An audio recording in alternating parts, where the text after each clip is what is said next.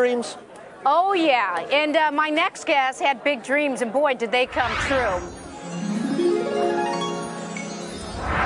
Welcome to yet another episode of the G-Note. You're going to love this one, folks. When starting a new business, timing, as we know, is almost everything. Of course, along with the steady stream of capital, having a great product and making the right connections. Well, my next guest timed all of that perfectly to catch the wave of interest in health drinks. You know, everybody's not drinking soda anymore. They want something healthy.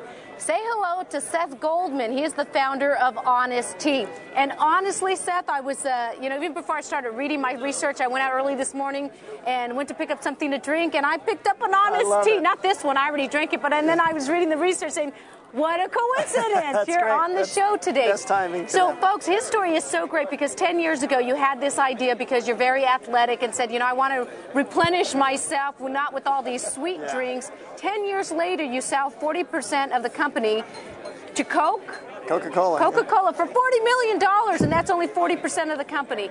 How did all of this get started? Well, as you said, I was not happy with what was on the market. Everything was too sweet for me. And like a good entrepreneur, if it's not there, make it. And so started brewing samples in my kitchen. And I was joined, my co-founder was my professor from business school. And so I went to a Whole Foods regional office with 5 thermoses and an empty Snappa bottle. And I said, your drinks are all sweet. You don't have anything like this.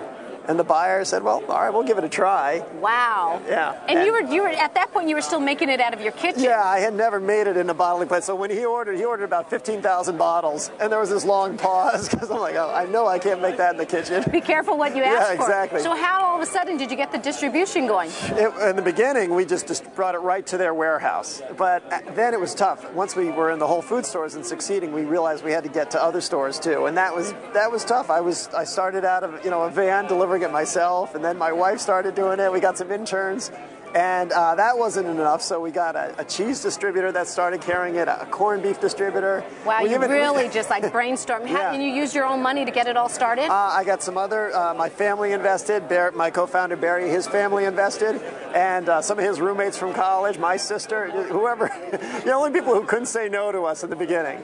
And so what do you think stood out? It's just the fact that it didn't have tons of sugar and it was organic? In the beginning, it was less sweet, and we had some organic ingredients. But within 2 or 3 years, we started making everything organic. And so, obviously, with a growing environmental consciousness, that became more popular. And you were definitely before the wave now, because now you see all of it. Gatorade now coming with the G2, lower calorie, the flavored water, vitamin water. How did Coca-Cola did they approach you, or did you guys approach them? Yeah, no, as you say, we were way ahead of our time, and we got a lot of blank stares 10 years ago.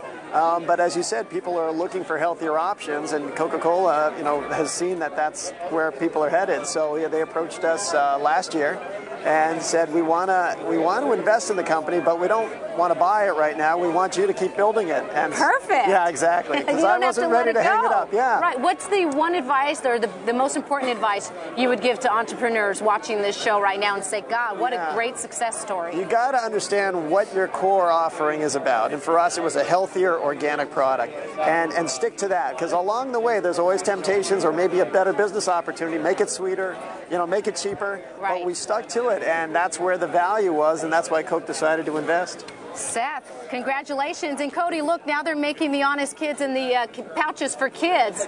And it has Much less healthier. sugar. It's not all that, crappy sugar stuff that Gotta love it. you see in a lot of them. Theme of the show today, dream big and never let it go.